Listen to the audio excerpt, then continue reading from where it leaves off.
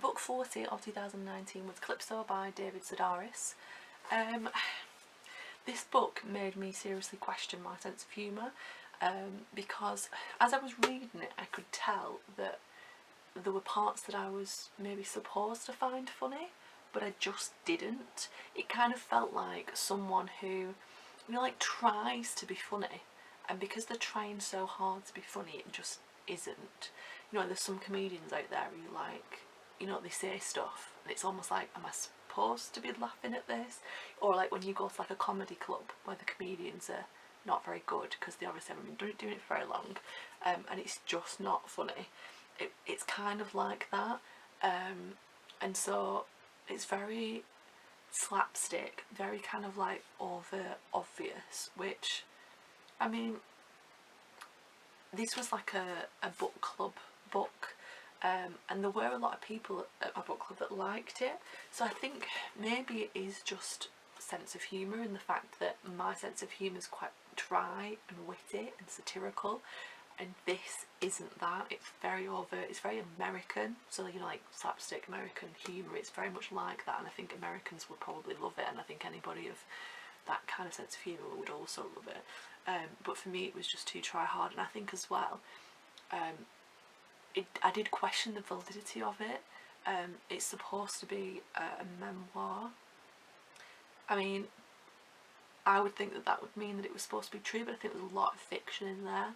And there was a question at my book club which was, if it was a fiction, would that be okay? And still no, because it's just, something's funny when it's real, and it's like, it's relatable to real life and stuff, and this is not relatable. Like, he talks about having a tumour that he gets some random person at one of his book signings to cut out of him in some random place. I can't remember, was it Mexico? I don't think it was, but some dodgy place, and I'm just like, you just wouldn't. And then he saves this tumour and he feeds it to, I want to say turtle, to a turtle, and I'm just like, really? Is that actually what happened? Like, is that true? Because it feels very, very wildly exaggerated, and he does allude to that because he gives a story about his mum and says like that his mum always used to tell stories and they'd be completely exaggerated, all the details would be changed to make them, you know, seem, you know, more interesting, and I kind of thought that's probably what he's doing, and he's been honest and saying that's what he's doing,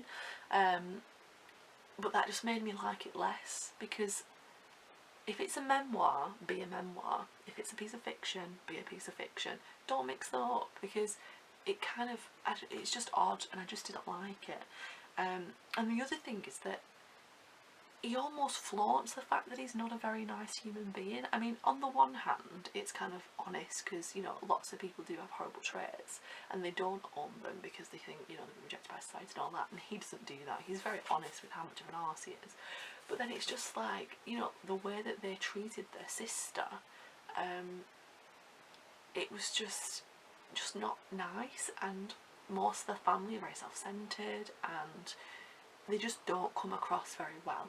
And that's not to say that they should, but I wouldn't think that someone would want to portray themselves and their family in a poor light for, you know, consumption, like to make money off it. It just felt a bit wrong, and for that reason I just didn't enjoy it. I was kind of like trying to tear myself through it. That's not really the right word.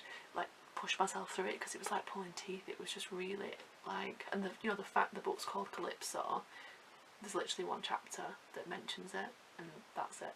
So it's, I don't think it's worth a read, but there's lots of people that enjoyed it, and I think when you watch him on YouTube videos, you get the kind of gist of what he's like. And when I watched it, I didn't find it funny either, so I think you've got to like him to like the book, and it's not my sense of humour, so yeah, I think it's probably watch a YouTube video of him first. If you think he's hilarious, then yeah, you'll probably love his books, but it's not worth reading if you don't find him funny in that.